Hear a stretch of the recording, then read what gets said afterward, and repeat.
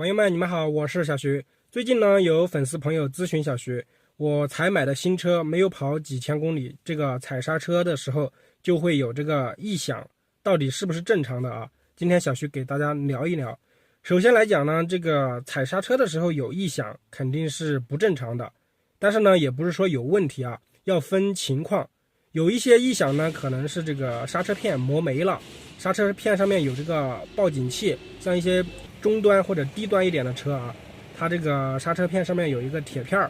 当这个磨到极限的时候，这个铁片就会和刹车盘接触，就会产生异响。还有一种情况呢，就是新车出现的比较多，就是有一些新车嘛，才跑了几千公里，轻踩刹车的时候会有这个尖叫声。其实呢，这种也是正常的，因为很多新车嘛，它原厂设计这个刹车片比较耐磨，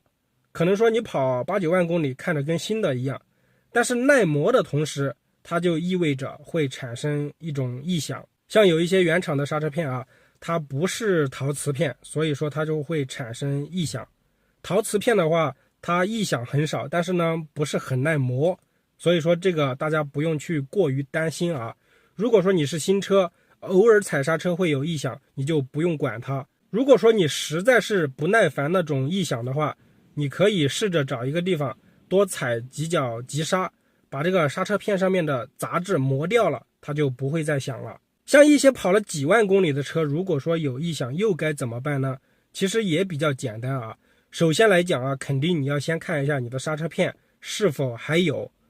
可能是刹车片磨没了，它自然的报警，这种响声是会一直有的。前段时间呢，小徐也修了一个车，它也是因为这个踩刹车的时候有异响。我当时是把这个刹车片和这个刹车盘给它取下来一看啊，这个刹车片已经是没了，就得换一副新的。但是呢，它这个刹车盘啊，就是有点过度磨损了，就是把这个边上给它磨出槽来了。所以说你如果说换新的刹车片的话，也有可能会产生异响。所以说我们就选择了用这个车床给它加工一下，就把这个边上的这个槽给它磨掉就可以了。其实刹车盘呢，也不用说非得换啊，因为有一些车原厂嘛，它的刹车片、刹车盘都比较贵，没有必要换啊。而且很多这个刹车盘上面都有这个最低厚度和最高的这个厚度的，只要你拿工具测量一下，它没有超出最低要求范围，就可以继续用啊，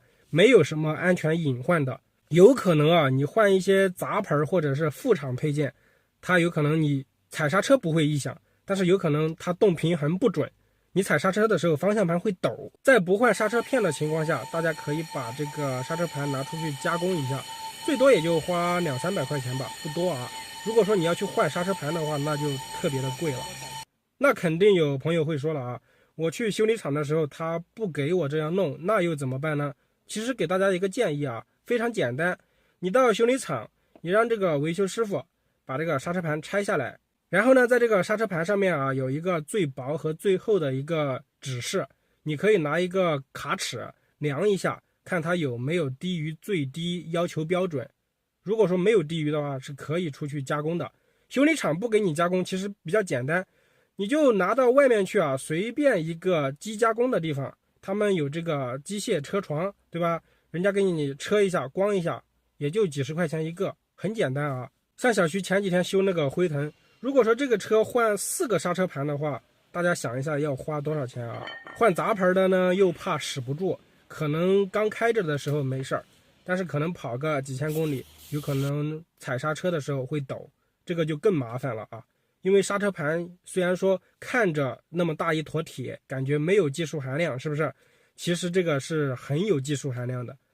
只不过呢，平常咱们看着感觉不出来而已啊。好，本期视频就给大家分享到这里啊。如果说觉得小徐说的比较好的话，可以帮小徐点个赞加关注，希望小徐能更多的帮助到大家，好吧？下期视频再见，拜拜。